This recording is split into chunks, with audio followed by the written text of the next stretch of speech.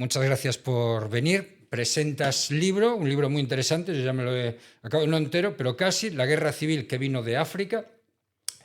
Es casi como una precuela, ¿no?, de todo lo que haces en Internet, porque, bueno, para el que no te conozca, yo te conocí por Los otros del 36 y por Hacia la guerra civil, ¿no?, que son las dos series que en fin, que más he visto tuyas en Internet. Cuéntanos un poco el libro, qué es el origen, de dónde vino toda esta gente de la guerra civil. Claro, el libro lo que trata de explicar es, o trata de ahondar en las tres generaciones de militares que luego van a ser protagonistas de la guerra civil, porque la mayoría de los militares que forman parte de los dos bandos contendientes durante todo el conflicto son africanistas. Este es un término, el de africanista, que es un término asociado a la dictadura. Realmente no se empleaba el término africanista en los años 10, 20 y 30 del siglo pasado. Es un término, como digo, que se acuña posteriormente, pero sí que nos sirve para identificarlos porque hicieron sus carreras en África. A caballo de los ascensos por méritos de guerra, que era una recompensa extraordinaria, a unas veces al valor, otras veces a una simple herida de guerra, pues fueron ascendiendo con muchísima rapidez, comparándose con otros de su promoción. Pues había generales cuando había compañeros que eran capitanes todavía, para que nos hagamos una idea de la proporción de lo que suponían estos ascensos. Y como digo, pues hay tres generaciones de ellos.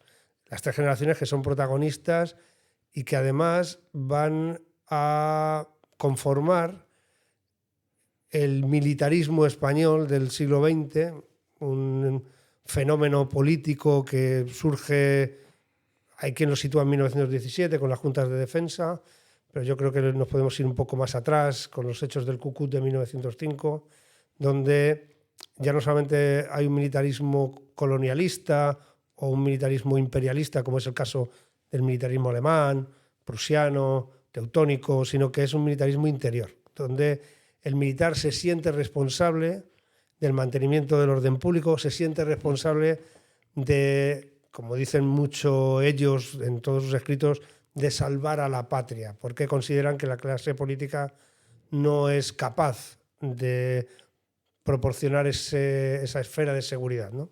No sería una cultura de defensa como la que tenemos actualmente, sino quizás una cultura más de tutela, puede ser. Correcto. Tutelaban al gobierno, sí, efectivamente, y de hecho las juntas de defensa, que además el libro dedica bastantes páginas a ellas, porque es una rebelión de carácter mesocrático, no son los generales los que se rebelan, son los tenientes, los capitanes, hasta los coroneles, el grupo de oficiales que además llegan a amenazar a la propia monarquía, porque acusan al rey de favoritismos en los ascensos y el rey se ve realmente en graves problemas. Solo hay que ir a las memorias de Juan de la Cierva, que en esos momentos además era ministro de Gobernación, fue ministro de la Guerra también, coincide en toda esta etapa y le tocan vivir las juntas de defensa, y es mucho más profundo el tema de lo que lo ha tratado la historiografía por regla general.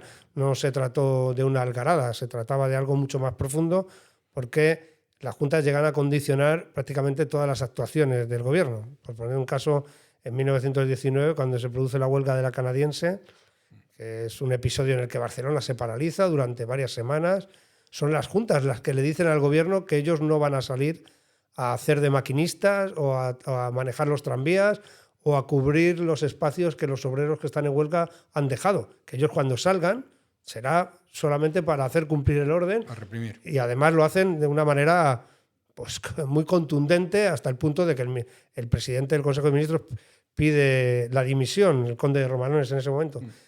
La tutela es muy superior desde 1917 hasta la llegada, evidentemente, de la Segunda República, donde se trata de contrarrestar eso, pero los militares tenían una importancia en la vida política tan grande que no van a abandonar ese papel. Lo van a, digamos, va a quedar tanto ensombrecido, pero los militares seguirán siendo muy importantes. Todo el mundo conocía quién era el jefe de la división orgánica.